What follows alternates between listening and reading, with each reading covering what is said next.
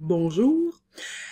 J'ai profité de mes longues soirées d'automne confiné au cours des dernières semaines pour me coudre une petite veste en tweed de style Chanel, celle que je porte en ce moment même.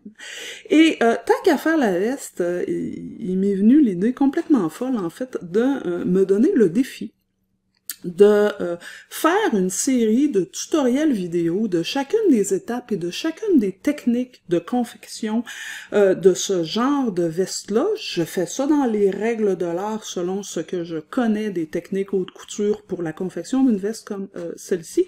Et donc, ben, je me suis donné le défi de faire des vidéos de toutes les étapes pour vous partager ça et pour rendre accessible, en fin de compte, ce que je possède ou maîtrise comme savoir-faire pour ce genre de technique de confection.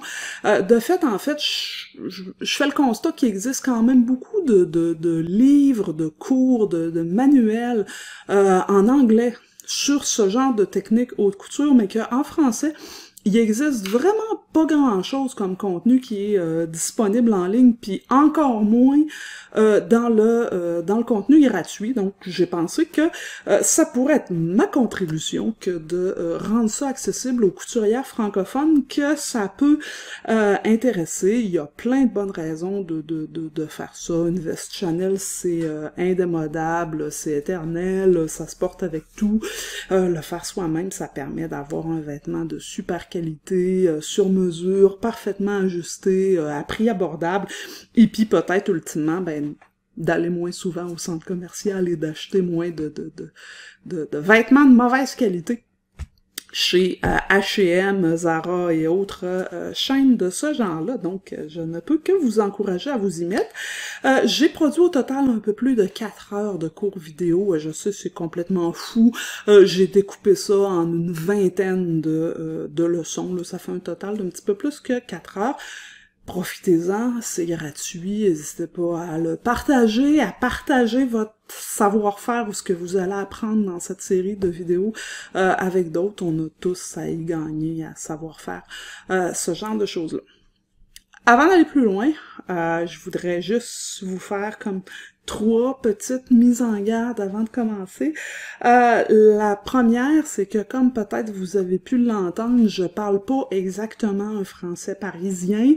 Je vis au Québec. Non seulement je vis au Québec, mais toute ma pratique de couture, en fin de compte, tout mon univers de référence en couture, ça se passe en anglais. Donc, ben, j'essaie de vous faire ça en français, mais il y a des termes techniques. Parfois, je connais même juste pas le mot ou l'expression en français, donc je m'excuse d'avance. Là, il y a des termes techniques, c'est un peu anglais, puis mon français en général, ben c'est un français québécois.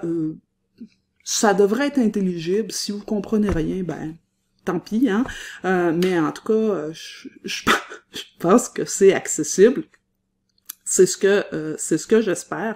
Je m'excuse d'avance s'il y a des termes en anglais, je fais pas exprès, là, c'est ce que je possède et maîtrise. Ah oui, et je suis, comment dire, mon bilinguisme fait que je suis dans ma tête, tantôt en métrique, tantôt en impérial, là, les deux en même temps.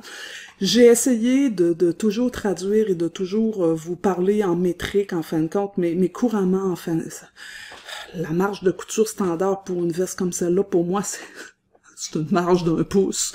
Donc, je vous le dis, un pouce, c'est 2,5 cm. Vous devriez être capable de vous y retrouver, mais je m'excuse, là, par moment, le mélange métrique impérial, ça peut être confondant. Mais si vous faites attention, j'essaie toujours de signaler à quoi ça correspond. Donc, dans les unités en métrique. Deuxième mise en garde, peut-être, moi, dans la vie, je suis pas couturière.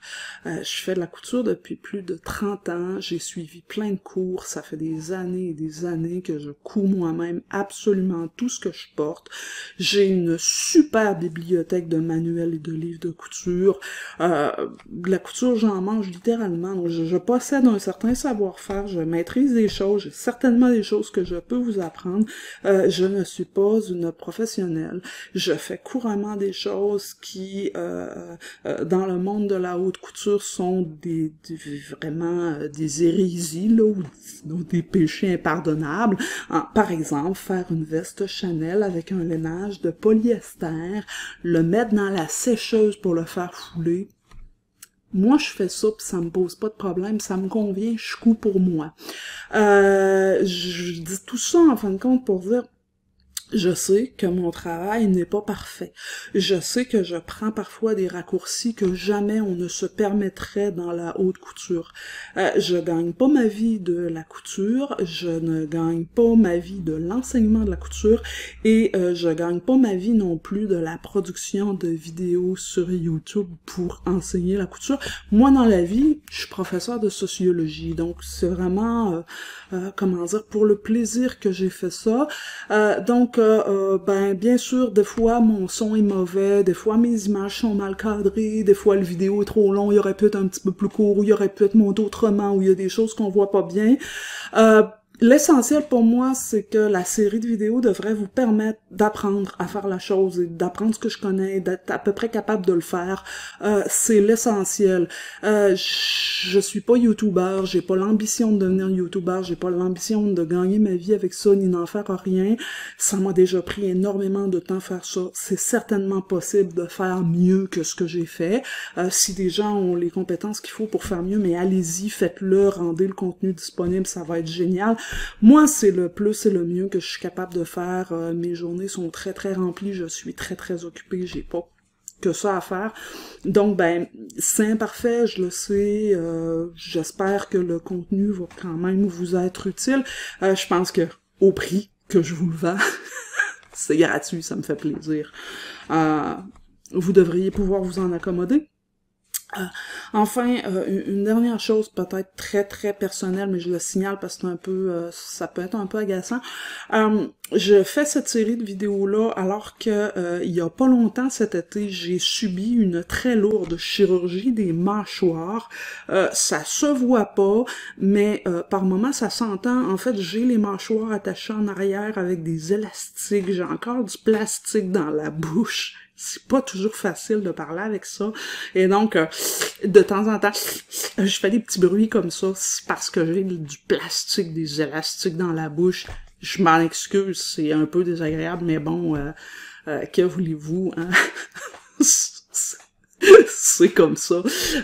Si je vous fais d'autres vidéos dans un an, je devrais plus faire ces petits bruits fatigants-là. Mais bref, si vous vous posez la question, c'est ça les petits que vous entendez à tout moment. C'est parce que j'ai la bouche pleine de plastique.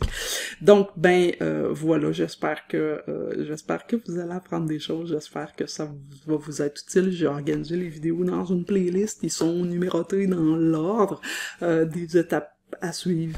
Je laisse le contenu là. N'hésitez pas à l'utiliser. N'hésitez pas à le partager. Et puis, bonne couture!